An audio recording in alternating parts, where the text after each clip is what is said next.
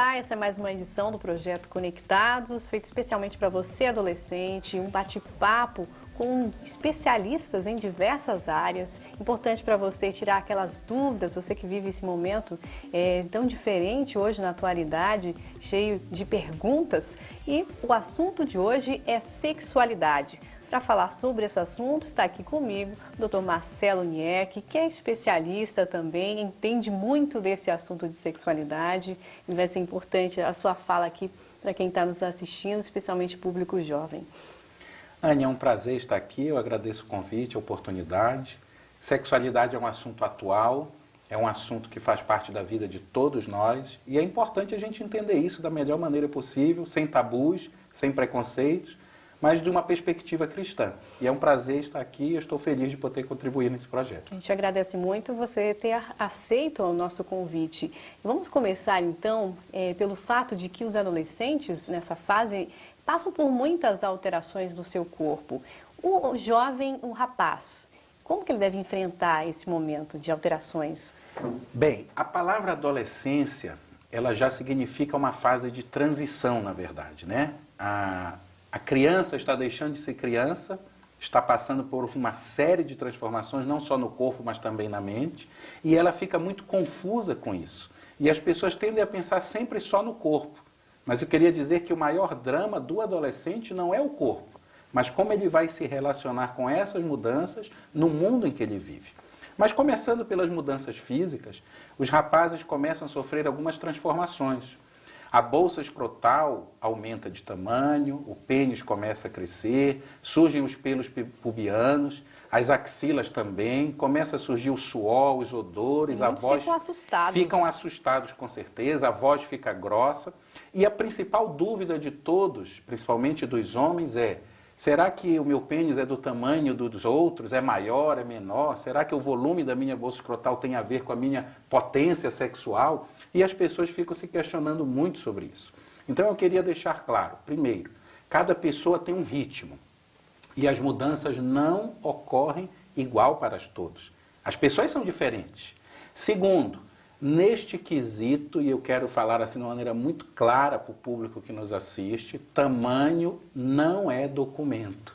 Não se preocupe com o volume da bolsa escrotal, não se preocupe com o tamanho do pênis, embora eu sei que isso é uma coisa assim que todos se preocupam, todo homem... É um ditado que vale para o físico. É um ditado que é recorrente, as pessoas querem o tempo todo estar se comparando, mas nessa fase de questionamento é muito comum uma insegurança por causa disso. E nós vamos ver ao longo desse programa que isso não tem nada a ver, que você tem que aprender a se aceitar como você é, enfrentar essas mudanças como um processo de amadurecimento e entender como é que elas vão mudar a tua vida e lidar com elas. As meninas também, quando começa a crescer os seios, elas também ficam um tanto assustadas, elas também enfrentam essa dificuldade. É claro que se elas não tiverem uma orientação adequada nessa fase de alterações no corpo delas, se os hormônios mais aflorados...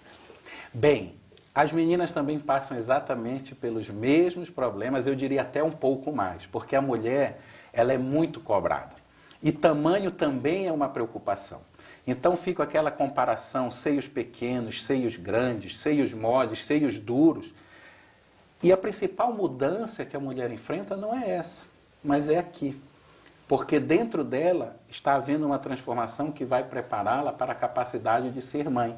O útero vai crescer, vai se desenvolver, os ovários vão produzir novos hormônios ou hormônios numa quantidade maior e vai começar um fenômeno chamado menstruação, que é um fenômeno no qual a camada interna do útero se renova a cada ciclo, normalmente mensal. E a mulher, então, espelha a camada antiga através de um sangramento. Então, eu também queria dizer para todas as meninas, as jovens, as adolescentes que nos ouvem, que nesta mudança acontece um pouquinho de alterações na pele, pode haver acne, espinhas, oleosidade, cólicas terríveis, irregularidade no fluxo menstrual. Isso é normal até pelo período de 2 anos, e as pessoas não sabem disso. Às vezes 2, 3 menstruações no mês, 2 meses sem menstruar, mas aos poucos, Anny, as coisas vão se encaixando. E nós temos que ter isso bem claro, que você vai aprendendo a lidar com o seu corpo, vai aprendendo a se conhecer. E o mais importante, Tudo isto faz parte do plano de Deus. É um processo de transformação para nos preparar para uma outra fase, que nós vamos comentar aí no decorrer do programa. Com certeza. E quando a gente fala em sexualidade na adolescência, esses são apenas um dos tópicos, né, que a gente citou agora sobre as alterações no corpo físico. E nas escolas, onde esses adolescentes frequentam, surgem outros temas polêmicos, por exemplo, a masturbação. Ela é prejudicial para esse adolescente? Bem, masturbação, ela é sempre um assunto que as pessoas não gostam de falar. Eu gosto de citar uma frase que diz assim: antigamente as pessoas faziam de conta que sexo não existia. Hoje elas fazem de conta que não existe outra coisa. Então o sexo está o tempo todo nos envolvendo nas propagandas, na TV, nos filmes, nas revistas. Um incentivo muito grande. Onde, se você olhar uma propaganda de arroz, tem alguém com uma roupa sensual. E tudo isso gera um estímulo muito grande para um adolescente que está sofrendo picos hormonais, que já estimulam a sexualidade. E a masturbação é uma forma que mais comum nos homens, mas não somente eles, encontram de tentar dar uma vazão a essa necessidade, a esse pico de hormônio. E aí você me diz, faz mal para a saúde? Eu te digo, o que é saúde? Se você pensar do ponto de vista biológico, a maioria dos médicos vai dizer que não faz mal não faz mal a masturbação, porque eles entendem que é um processo de alívio, de extravasamento do adolescente. Para algo que ele está sentindo, para algo que ele está sentindo, e vão dizer até que é saudável. Nós, como cristãos, temos um entendimento um pouco diferente, porque a saúde ela é um conjunto, é um bem-estar que atende ao corpo, à mente, ao físico, ao mental e ao espiritual. E nós entendemos que a masturbação, ela estimula ou cria um sentimento diferente do que Deus propôs para o sexo, porque ela incita ao egoísmo, ela incita ao conseguir o que você quer para se satisfazer. Então, quando você tiver a vontade de se masturbar, e você vai ter com certeza, ou você pratica isso, eventualmente, porque isso é uma realidade entre muitos adolescentes, lembre-se disso. O sexo foi criado por Deus como uma forma de comunhão mútua, para que as pessoas juntas chegassem a um momento de prazer. E a masturbação, ela é um momento de egoísmo. Onde algo eu faço sagrado, algo né? sagrado é deturpado. Isso. Porque eu faço da minha vontade, da maneira que eu quero e para um prazer só meu. Nesse sentido, eu entendo que ela não faz bem para a saúde do cristão. Agora, doutor, existe uma pesquisa do IBGE, por exemplo, que aponta que aos 15 anos, 30% dos adolescentes já iniciaram a sua atividade sexual. Com essa idade, 15 anos, a menina, o rapaz, eles estão preparados para o sexo? Bem, preparados é um conceito interessante. Se eu pensar do ponto de vista simplesmente biológico, eu vou dizer, este adolescente ou esta adolescente já tem um corpo que a permite ter relação. Tanto é verdade que 30% já tem relação neste momento. Pesquisas já Mas dizem quando isso, pensamos do ponto de vista da criação, do objetivo de Deus para o ser humano, a minha resposta é clara e inequívoca. Não. Porque a relação sexual, ela pressupõe um vínculo maior do que o corpo. Ela pressupõe comunhão, entrega, construção conjunta de um momento belo, que representa em última instância o amor de Deus. E quando as pessoas fazem isso fora do casamento, Anne, elas trazem marcas, e eu tenho visto isso nas pessoas que eu atendo, que ficam para o resto da vida. Você passa a ter dificuldades de construir um relacionamento no futuro quando você queimou muitas etapas ou tentou fazer essa entrega de uma maneira diferente. Eu penso que para nós não deve fazer parte da nossa vida a relação sexual fora do casamento. Os adolescentes não estão prontos para isso, embora sintam vontade. Agora, o adolescente também ele passa por alguns momentos, alguns relacionamentos diferentes, até alguns complicados, e passam, inclusive, a ter experiências afetivas com pessoas do mesmo sexo. Isso é uma fase, podemos dizer, de descoberta desse adolescente ou a gente já está falando aí de homossexualidade? Bem, essa é uma pergunta extremamente conectada. Nós vivemos um momento de discussão hoje na sociedade e nem um momento aqui nós queremos fazer uma apologia a favor defender o homossexualismo ou também fazer um movimento de discriminação. Claro. Não é essa a questão. Na adolescência há uma fase de insegurança emocional muito grande. E é normal que nós busquemos referências afetivas, referências de admiração. E eu não vejo nenhum problema em que essas referências sejam por pessoas do mesmo sexo. Nós precisamos ter referenciais, precisamos admirar as pessoas. Onde é que começa o problema? Onde é que começa a dúvida? Quando as pessoas confundem isso e no momento de tentar suprir essa necessidade, essa ansiedade emocional, elas também inserem elementos físicos nisso. Então é muito comum que o adolescente confunda os sentimentos. Eu admirar alguém do mesmo sexo é algo sadio, é algo inclusive bíblico. Agora, quando eu confundo esta admiração com um momento em que eu estou tendo um alto volume de hormônios, uma necessidade sexual grande, e tento trazer para o plano físico essa admiração, eu começo a cruzar uma linha que Deus colocou de maneira muito clara e disse, olha, o meu plano é que você só ultrapassa esta linha com pessoas do sexo oposto. Então eu entendo que se você que está nos assistindo está passando por esse momento de confusão ou de questionamento, eu quero te dizer que é uma fase.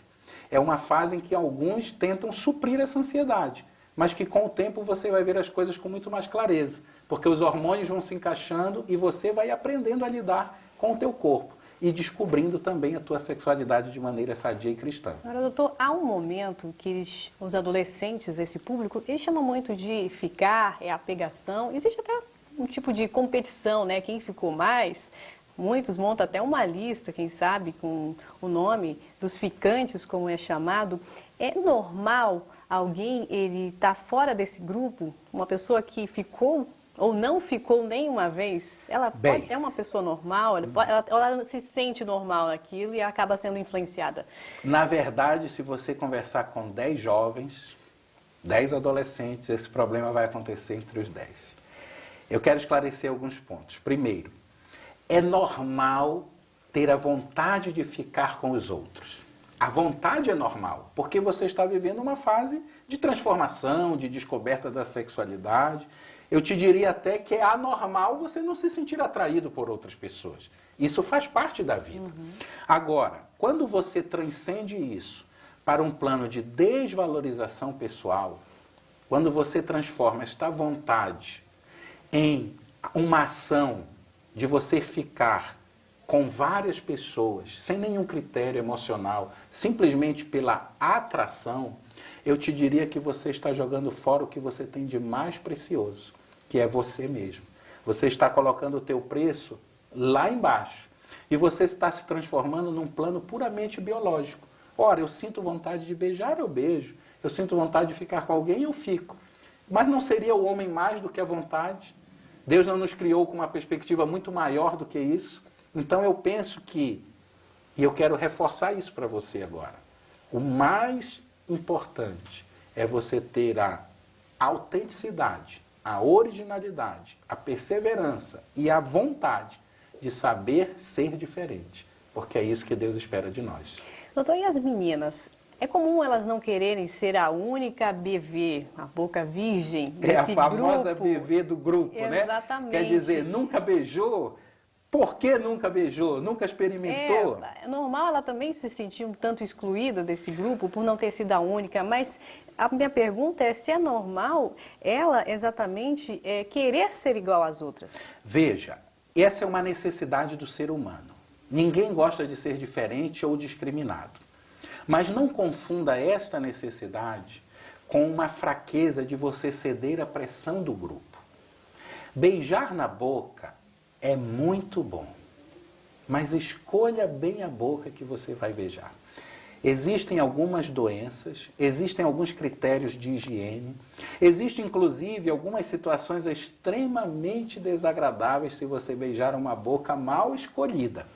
Então não faça, não só beijar, eu quero abrir aqui, eu sei que é sobre sexualidade, mas beber, fumar, usar drogas, ter relação sexual. Quer dizer, eu não devo pautar a minha conduta pelo grupo, embora seja difícil ser diferente. E a adolescência é um momento em que as pessoas são cruéis ainda. Porque os outros adolescentes tentam te empurrar a fazer o que você não quer.